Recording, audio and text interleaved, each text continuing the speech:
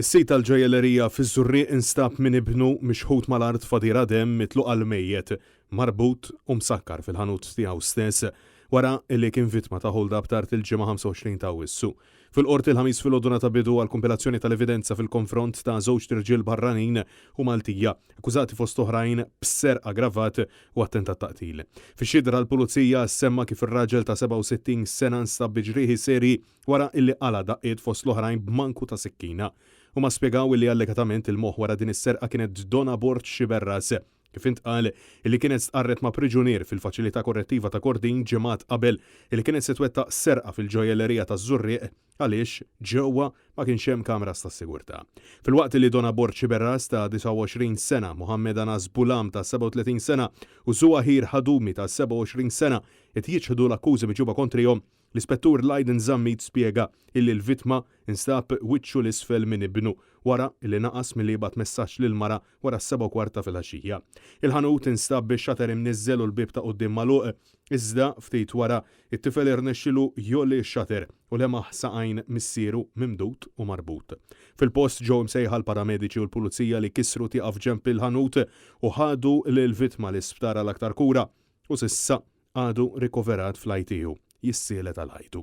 Fil-qorti intqal ukoll li instabu żewġ safes kbar miftuħin u ieħor żgħir miftuħ ukoll mill-vetrin inster ukoll ġojellerija fil-waqt illi l-cash register instabet vojta.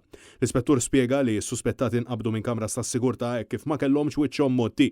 Ġie spjegat li tlieta huma waslu ż-Żurrieq permezz ta' cab twaqqfu quddiem il-Knisja imxew lejn il-ħanut u damu hemm madwar 20 minuta.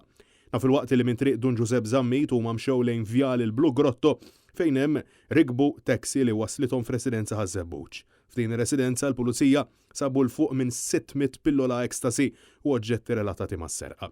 Sussekwentament, il-pulizija ntraċċaw lill-akkużati f'dar abbandonata fi triq Manuel Dimek f'Taslima ftit metri biżbot mill-assa tal-pulizija. Bl-akkużati jinqabdu fuq il-bejt tal-proprjetà ta' ħdejn ir-residenza li kienu jistaħbew fiha. Hawnhekk instabu aktar minn 2000 euro f'kontanti u diversi oġġetti misruqa mill-ħanut tal-ġojellerija.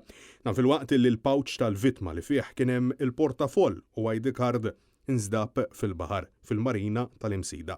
Jidher ukoll li instabu kaxxi vojta bil-logo tal-ħanut tal-ġojellerija fil-proprjetà abbandonata din id-darba f'Tal-Pjetà. Intant, il-verżjoni tal-akkużati hija waħda konfliġġenti bis-sospettati irġieli tnejn iwaħlu f'xulxin li taw xeba lill-vittma b'Ħadumi jgħid illi kien Anas illi sawwat lir-raġel flimkien ma' Bort Xiberras u qal li tawh b'manku ta' sikkina. Fix-xhieda ntqal ukoll kif il-sit il-ħanut żammuh mal-art minn onqu u bdew isawtuh bi vjolenza. Iżda kemm Bort Xiberras u anke Anas qed jiġħdu dan.